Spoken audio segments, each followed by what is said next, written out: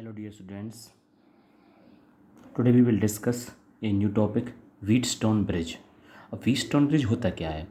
Wheatstone bridge बच्चों एक electrical device है, एक प्रैक्टिकल डिवाइस है जिसके द्वारा हम किसी अननोन रेसिस्टेंस जो हमें दिया हुआ उसकी वैल्यू को फाइंड आउट कर सकते हैं। अब व्हीटस्टोन ब्रिज का डायग्राम कैसे बनता है? ये डायग्राम जो होता है इसका जो कंस्ट्रक्शन वर्क है, it consist of 4 resistances P, Q, R and S in such A way that they form A bridge. वो एक ब्रिज की शेप लेते हैं, पी क्यू अपर आर्म में और आर एस लोअर आर्म में, और connected between points A and C. और किसके through a cell of E M F E and in key K. और इन दोनों जो अपर आर्म और लोअर आर्म हमारी बनती है, अपर आर्म क्या है ए बी सी और lower arm A D C, इन दोनों वायर्स को कौन कनेक्ट करता है? बी और डी पॉइंट के बीच में गैल्वेनोमीटर जी एंड एनोदर की K1 इज कनेक्टेड। ये हमारा होता है इसका कंस्ट्रक्शन वर्क। अब इसकी बैलेंस कंडीशन क्या है, जो पेपर में लास्ट ईयर ही पूछी गई थी। बैलेंस कंडीशन क्या होती है इसका? इसे आप बोलते हैं प्रिंसिपल, व्हीटस्टोन ब्रिज प्रिंसिपल। इसका प्रिंसिपल क्या होता है? इसका प्रिंसिपल जो बताया गया है, अगर हम कीज को ऑन करें पहले के को और K1 को, तो हम देखते हैं जो सेल ऑफ EMF है E, उसमें से जो करंट ड्रॉ होता है आई ए पॉइंट से जाके वो दो हिस्सों में बट जाता है, अपर आर्म और लोअर आर्म में। अब उस करंट की वैल्यू बराबर होगी या नहीं होगी वो तो डिपेंड करता है रेजिस्टेंस के रेशियोज पर, रेजिस्टेंस की वैल्यूज क्या है। तो बी और डी पर जो करंट जाता है, यहाँ पे पोटेंशियल जो डिफरेंस होता है बी और डी पर, अगर वो कांस्टेंट होता है तो मिडल जो आर्म है, जो अपर आर्म और लोअर आर्म को जोड़ रही है, उसमें जो करंट की वैल्यू होगी वो क्या होगी? जीरो। मतलब कि जो गैल्वेनोमीटर लगा हुआ है करंट को डिटेक्ट करने के लिए, वो जीरो करंट शो करेगा, उसकी नीडल डिफ्लेक्ट नहीं होगी। जीरो करंट कंडीशन को बोलते हैं null point and null deflection. अगर मिडल आर्म में लगा हुआ गैल्वेनोमीटर नल करंट शो करता है, मतलब डिफ्लेक्शन शो नहीं करता, तो हम कहते हैं ब्रिज क्या है? बैलेंस्ड। और बैलेंस्ड कंडीशन हमारी कब होगी? मतलब मिडल आर्म में करंट कब नहीं होगा? अगर अपर आर्म के जो रेजिस्टेंस है उनका रेशियो P/Q इक्वल्स टू किसके हो? लोअर आर्म में दिए हुए रेजिस्टेंस के रेशियो के बराबर हो। लोअर आर्म की रेजिस्टेंस क्या है? R/S। तो इसकी जो बैलेंस कंडीशन वो बनती है P/Q इक्वल्स टू R/S। अगर इन दोनों रेजिस्टेंस का रेशियो और लोअर रेजिस्टेंस के रेशियो के बराबर है तो मिडल आर्म में कोई करंट फ्लो नहीं होगा, तो मिडल आर्म को कनेक्ट करने से कोई फ़ायदा नहीं होगा। इसे हम ऐसे लिख सकते हैं Q/P इक्वल्स टू S/R। अब इस बैलेंस कंडीशन को हमें प्रूव करना है इस डायग्राम के थ्रू, जो हम इसका डेरिवेशन कर रहे हैं। डेरिवेशन में देखा जो हमारा करंट है आई, जो ए पॉइंट पर पहुंचा वो दो हिस्सों में पटा है। यहाँ से हमने माना P रेजिस्टेंस में जो करंट गया वो I1 और R के लिए जो है I2। बी पॉइंट पे जाके यहाँ पे दो हिस्सों में बट गया। हम अभी मान के चल रहे हैं कि मिडल आर्म में जो करंट जाएगा वो क्या है? IG। अगर बैलेंस कंडीशन हुई तो इसकी वैल्यू जीरो होगी, अगर बैलेंस नहीं है इसकी वैल्यू कुछ ना कुछ निकलेगी। तो बी पॉइंट से सी की तरफ कितना करंट बना? पहुंचा था I1, किरचॉफ लॉज के द्वारा I1 में से क्या घट गया? IG। तो यहाँ क्या बचा? I1 minus IG। Lower arm में जो ए से डी पर पहुंचा वो I2 और बी से डी क्या आया था हमारा? IG। तो डी से सी की तरफ करंट क्या बना हमारा? I2 और प्लस में IG। करंट्स का सम हो जाएगा, इंटरिंग करंट है। और सी पॉइंट पे जाके entering current I2 plus IG और अपर से I1 माइनस IG। इन करंट्स इंटरिंग है, दोनों इंटरिंग सी पर जुड़ेंगे तो IG से IG कैंसिल आउट, क्या मिलेगा हमें? I1 plus I2। और I1 प्लस I2 की वैल्यू किसके बराबर है? I के इक्वल। जितना करंट इंटर करेगा सर्किट में उतना ही क्या करेगा? लीव। तो हमने देखा जब हम इसमें अब किरचॉफ लॉज के द्वारा अप्लाई करेंगे, हम पहले ए से बी हम स्टार्ट कर रहे हैं, क्लोज पाथ के लिए करते हैं सोल्व क्वेश्चन को। जहाँ से शुरू करेंगे वहीं पे आपको ख़त्म करना। अगर हम ए से शुरू करते हैं, ए से बी, बी से डी और डी से ए, जब हम ए से बी गए हम करंट के जा रहे हैं सेम डायरेक्शन में, तो करंट की वैल्यू I1 इंटू में P, तो I1 P को क्या लोगे आप? पॉजिटिव।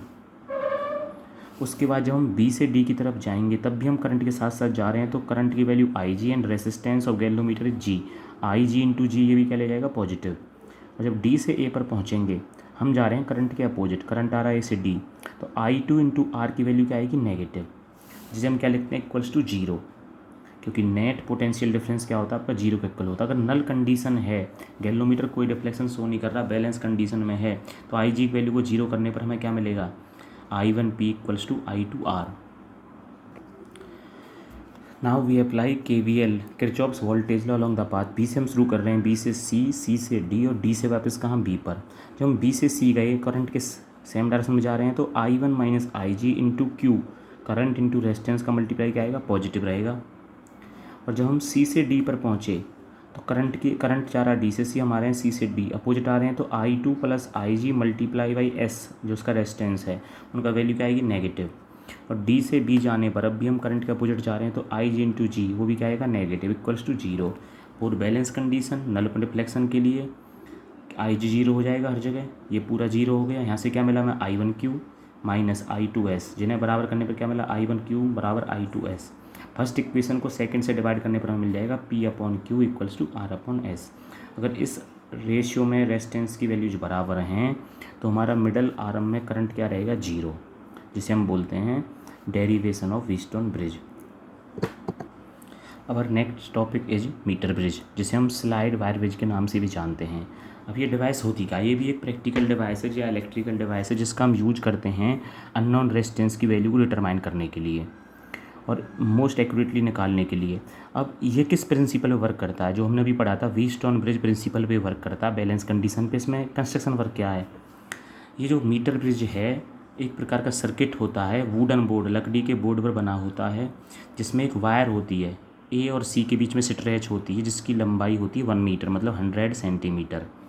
और किसकी बनी होती है, कॉन्स्टेंटन और मैंगनीज, क्योंकि कॉन्स्टेंटन और मैंगनीज का टेम्परेचर कोएफिशिएंट लो होता है, करंट फ्लो होने के साथ उनकी रेसिस्टिविटी ज़्यादा चेंज नहीं होती, इसलिए हम यूज करते हैं कॉन्स्टेंटन और मैंगनीज में से किसी एक वैल्यू को। जिसके पैरेलल में एक मीटर स्केल फिट होता है 1 मीटर लेंथ का। ए और सी के साथ कॉपर स्ट्रिप्स कनेक्ट होती हैं विद 2 गैप्स प्रोवाइडेड।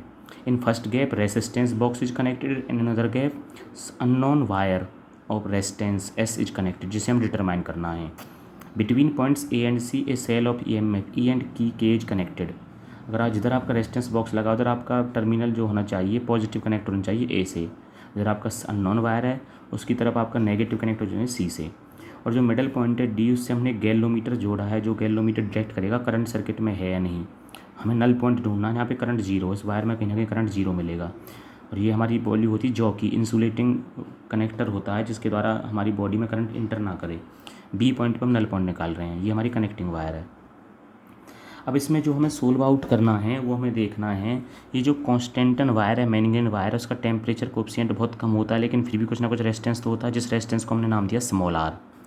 तो हमने माना जैसे ही हम की को क्लोज करते हैं इस बैटरी के थ्रू करंट इंटर करता है वायर में, और जैसे ही करंट इंटर करता है हम जॉकी को इस पर स्लाइड करते हैं ए से, और जब ए से स्लाइड करते हैं तो गैलोमीटर की नीडल हमारी राइट साइड में आएगी, और जैसे ही हम ए से आगे की तरफ बढ़ेंगे तो गैलोमीटर की नीडल कहाँ आएगी, धीरे धीरे जीरो पर आ जाएगी।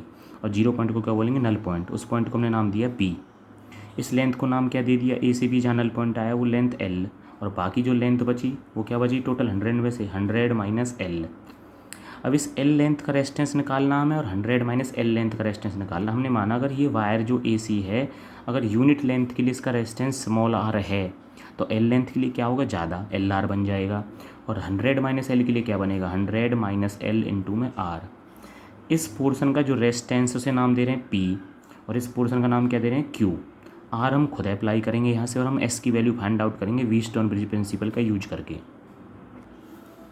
जैसा कि आपने देखा पहले पोर्शन ए बी पोर्शन का जो रेजिस्टेंस आया उसका नाम क्या पड़ा, L इंटू आर, क्योंकि R था उसका नॉन कॉन्स्टेंटन वायर का यूनिट लेंथ के लिए, जिसका नाम दिया हमने P। और जो BC पोर्शन था उसका रेजिस्टेंस क्या बना, 100 माइनस एल इंटू आर, इसका नाम क्या दिया Q। व्हीटस्टोन ब्रिज प्रिंसिपल में यूज करने के बाद हमें क्या मिलेगी वैल्यू, R से R कैंसिल आउट हो जाएगा, और S निकालने पर क्या मिलेगा, 100 माइनस एल इंटू में कैपिटल R अपॉन में स्मॉल एल। अगर हमें नल पॉइंट की वैल्यू पता चल जाए, हमारा जीरो करंट कहाँ था वायर में, जिसे हम गैलोमीटर की हेल्प से मेजर कर रहे हैं, L की वैल्यू हम पुट कर देंगे, और R वो रेजिस्टेंस है जो हमने खुद अप्लाई करते हैं, अलग अलग स्टेप्स में देते हैं कितना हमें देना है। जैसे इसे देंगे R की वैल्यू बढ़ती जाएगी तो L भी चेंज होता चला जाएगा। L और R की वैल्यू को फाइंड आउट करके हम अननोन रेजिस्टेंस S की वैल्यू को फाइंड आउट कर सकते हैं।